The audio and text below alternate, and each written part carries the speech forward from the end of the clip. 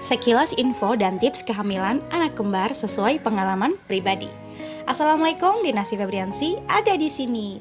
Pada video kali ini saya akan membahas tentang tips mendapatkan anak kembar sesuai pengalaman pribadi saya dan beberapa pengalaman kawan. Sejujurnya saya tidak menyangka akan mendapatkan anak kembar. Karena awal kehamilan dari bulan pertama hingga bulan ketiga, hasil USG dokter adalah hamil bayi tunggal. Berawal dari kecurigaan suami yang berpendapat mengapa kandungan usia 3 bulan sebesar gambar di atas.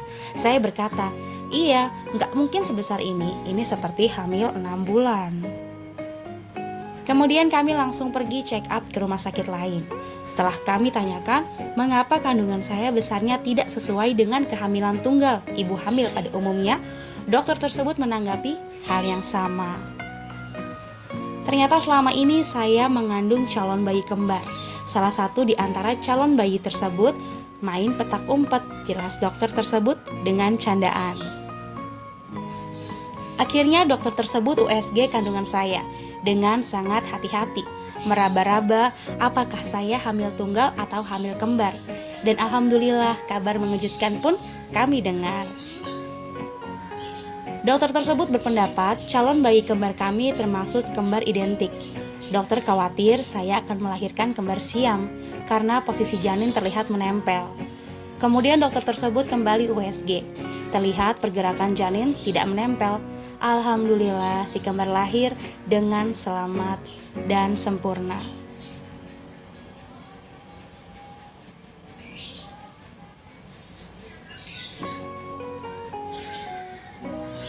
Berikut tips hamil anak kembar. Ketahui riwayat keluarga, adakah silsilah keluarga keturunan kembar? Lebih banyak asupan asam folat saat sebelum menikah atau sebelum program hamil.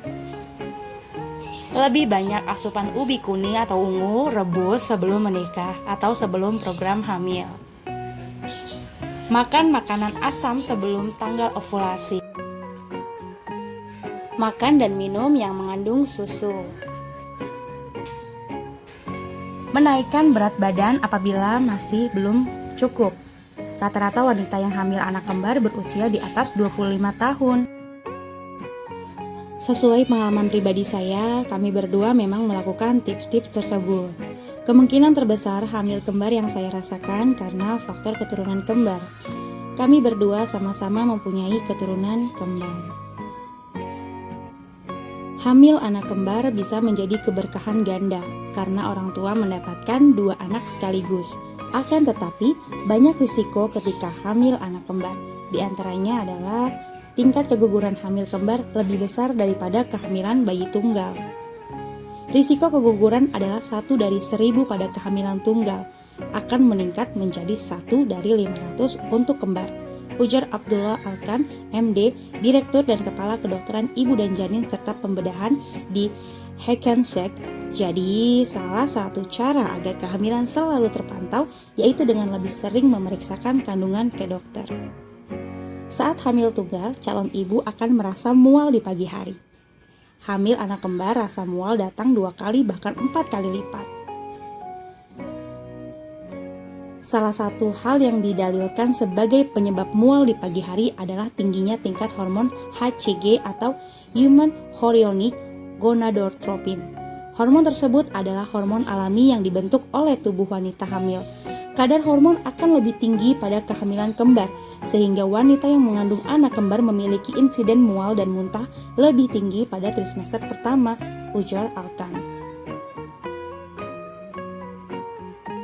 2 hal yang diperhatikan saat menginginkan anak kembar. Persiapkan mental Anda. Melahirkan anak kembar wajib mempunyai persiapan mental yang baik, karena kegiatan memberikan ASI eksklusif, mengurus bayi, mendidiknya hingga dewasa tidak sama sekali seperti anak yang bukan kembar. Kita harus bisa menguasai 2 kepribadian di waktu yang sama. Sesuai pengalaman pribadi, sejak si kembar lahir, saya memberikan ASI setiap waktu pada si kembar hingga usia 2 tahun. Mengurus mereka seharian sehingga pekerjaan rumah tangga dibantu oleh suami sebelum berangkat kerja dan oleh anak sulung. Tugas utama saya hingga si kembar usia 2 tahun, masak, buat camilan, membimbing si sulung, bermain dengan ketiga anak, dan urus si kembar. Sebelum hamil si kembar, saya masih kerja di sebuah perusahaan. Apabila saya tidak siap mental dengan keseharian baru saya yang berubah 360 derajat, yang ada saya stres berkepanjangan. Bagaimana tidak? Selama 2 tahun belakangan ini saya benar-benar di rumah saja. Sesekali liburan namun sangat berbeda ketika saya masih bekerja. Inti dari siap mental adalah mempunyai rasa syukur setiap waktu.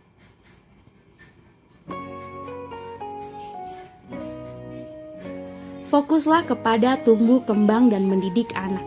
Ingat bunda, kita diciptakan oleh Allah untuk berbakti kepada kedua orang tua dan berbakti kepada suami, serta mengasuh dan mendidik kado terindah dari Allah yang bernama buah hati.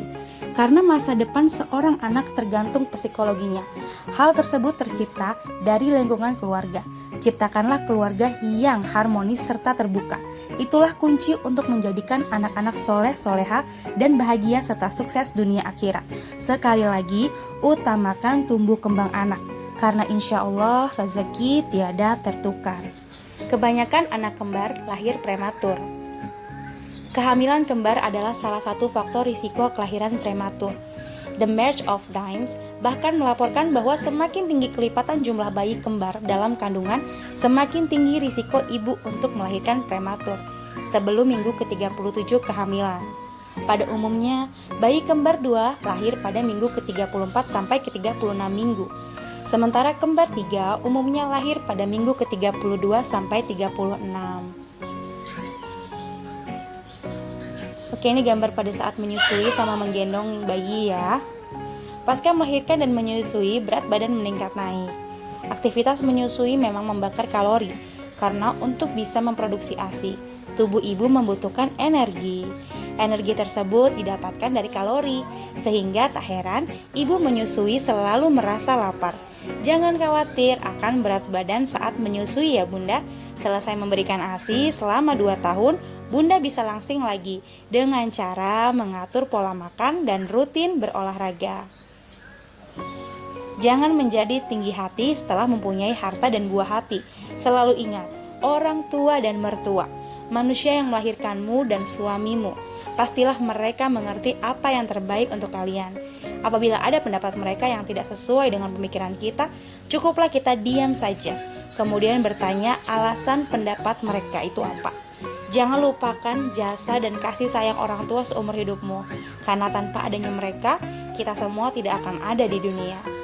Sekian sekilas info dan tips kehamilan anak kembar sesuai pengalaman pribadi saya. Apabila ada pertanyaan, bisa tinggalkan komentar di bawah video ini ya. Silahkan di komen juga apa yang harus saya bahas pada video selanjutnya di konten cerita anak kembar ini. Wassalamualaikum warahmatullahi wabarakatuh.